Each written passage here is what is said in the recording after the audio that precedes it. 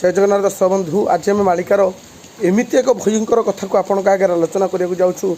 जहाँ शुणिले आपणकर पादतल माटी खसीब। आपण मान मन में प्रश्न थी सत्य कौन आज्ञा भयंकर वर्षा हम सत्य कौन आज्ञा पृथ्वी ध्वंस हो। हाँ आज्ञा मालिकार आज्ञा लिखाई आज्ञा चारि मेघ मिली पुणी बारी बरस जल लंघन सागर उठिण आसब हजार हजार ग्राम भसाइन नब जहाँ आज्ञा पूरी समुद्र भयंकर रूप में माड़ी आसो बोली महापुरुष कहते। पुणी महापुरुष कहते आज्ञा 22 पाहाचर मेन खेल संसार हो ध्वंस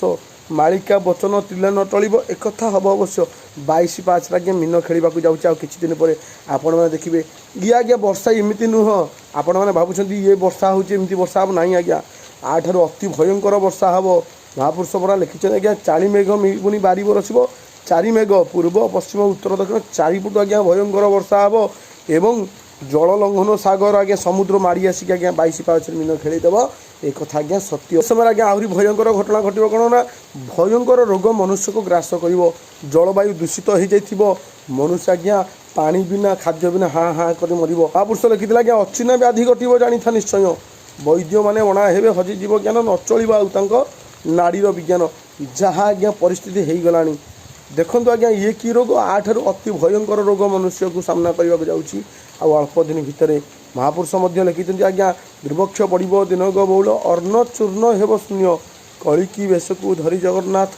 छाड़ी जीवे निज स्थान कलिकी बेश को जगन्नाथ महाप्रभु आगे निज रूप धारण करेंगे जहाँकि आगे छतिया बट जगन्नाथ महाप्रभु पूरी छाड़ी पलैबे एक लिखाई आउ आज्ञा बेसी दिन नुह। महापुरुष लिखि आज्ञा डाहाणी डाकिनी मानेक बहुल प्रत्यक्ष होइबे उभा घरे घरे पशि रक्त शोषी ने तेणिकी करू अबा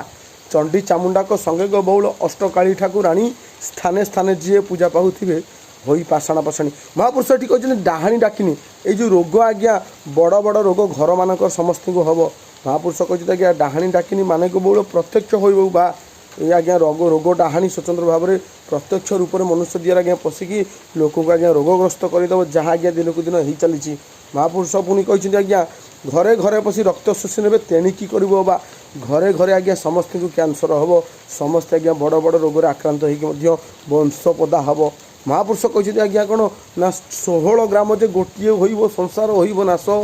जड़े ता भर कहीं जे बचे एक हम दो। महापुरुष कहते आज्ञा 16टा ग्राम एक हम से गोटे ग्राम जड़े लोक बचे जी आज्ञा सत मार्ग थी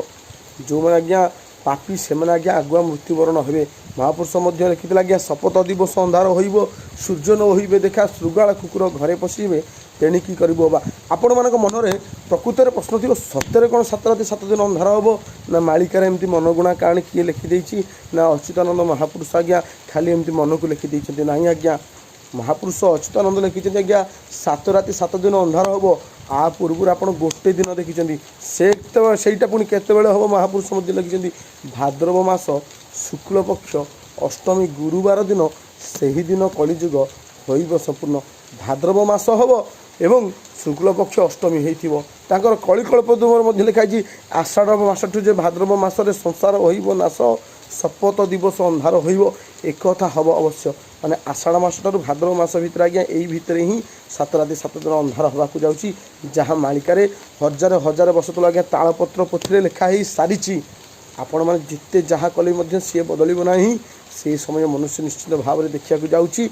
देखिए आज्ञा झिपि झिपि पानी बरसा इंद्रवृष्टि हो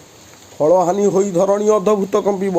बेल बुड़ जाए बलद जोची करेंगे चाष बीज न पाइबे बिलरू हानि हो शस्य माने आज्ञा बिलरू बिहन मिलनी भाया घटना मान सब घट। महापुरुष कहते आज्ञा झिपि झिपि पानी बरसा इंद्रवृष्टि हो झिपि झिपि पानी बरसा हम आज्ञा जोर वर्षा हम ना यहाँ केतबेले घटिबो ना जितेबाला आज्ञा कलिजुगर समाप्त समय आसो जितेबाला आज्ञा दुर्भिक्षर पड़ार समय आसो से ठीक समय वर्षा हम ना ठीक समय खरा हम ना एमती दिन गोटे दिन खरा हम आज्ञा 7टा सूर्य गोटे दिन रोइबे बोली महापुरुष कहते। आउ बेसी दिन नुह जदि वीडियो को आप सब्सक्राइब करना एबे एइने निश्चित भाव सब्सक्राइब कर